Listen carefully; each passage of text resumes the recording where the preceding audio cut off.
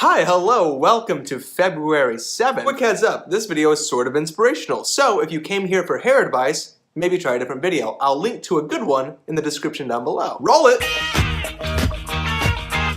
I have been growing out my hair for just over 4 months now. You can see in this wedding photo exactly what my hair looked like just after I had it cut last time. That was mid-September 2018. And I'm not growing my hair out for anything, it's just that I don't have anything in the future coming up that I need short hair for. And those times in a man's life are quite rare, so I'm taking full advantage of it. Recently I had an awkward stage with my hair growth. It's confusing, I sometimes look like a water buffalo, it flares out to the sides. It's where my instincts come in. My intuition says, go to the hair salon, get your hair cut, David. And then other people might even say, David, your hair is uncomfortable to look at. Maybe you should think about cutting it off. And in my head, I'm saying, yes, of course, but out loud, I'm saying, no, I'm not gonna do that. When I was younger, I grew out my hair. I had long shoulder-length hair, I played a guitar, and I was a cool kid. My mom's boss, who was very traditional and very conservative, especially with his hairstyle, would often say the same thing. I've got some clippers in my desk if you ever need somebody to help you take that thing off your head. It was very discouraging, and over time, that built up, and I finally just cut my hair and tried to be a preppy kid for like a year until I hit my emo phase. So it was really a wash. I didn't have to cut my hair. But for the first time in my life, I don't have a lot of social pressures and personal pressures saying, David,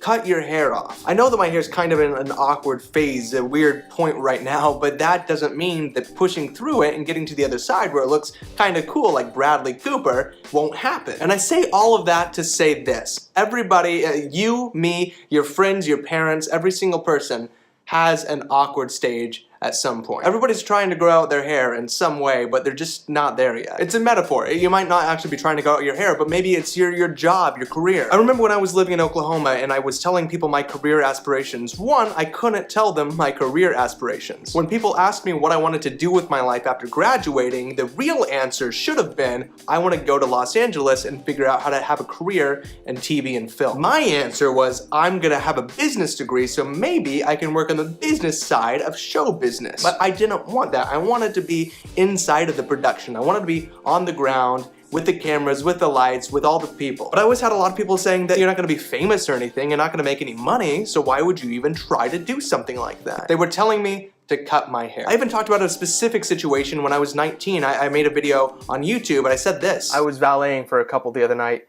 and they asked me what I wanted to do with my finance degree once I got out of school. And so I just kind of wanted to see how they would react to my actual goals. And I told them, well, actually, I'd rather go into entertainment, acting, producing, writing, whatever it ends up being. And it's the most cliche answer that she gave me. Well, that's nice and all, but it's not very secure. In her words, her saying, well, that's nice, but that was the nail in the coffin for me. That was the final drive. Some people even offered me jobs and opportunities that I'm so thankful and grateful for them considering me for, but in my head, they were grabbing clippers and coming at my head with them. Where I come from and in college and things like that really put a lot of chips on my shoulder that I've been having to brush off for a long time now. It's taken me about 1.5 years of actually living out here and working out here and proving to myself that I can do both those things and live an enjoyable life for me to finally be able to start wiping those away. It's taken me about 1.5 years of nobody saying that I had to cut my hair to finally recognize that I don't have to cut my hair. And I'm here to tell you that you also don't have to cut your hair. Maybe you want to start a business, maybe you want to be creative or something like that, maybe you just want to grow out your hair. It's easy now for me to say, oh, just ignore people that tell you to cut your hair. Ignore people that tell you that your dreams aren't valid or that you won't do anything because you're a dreamer. I know that's a lot easier said than done, and my only recommendation that's actually worked for me is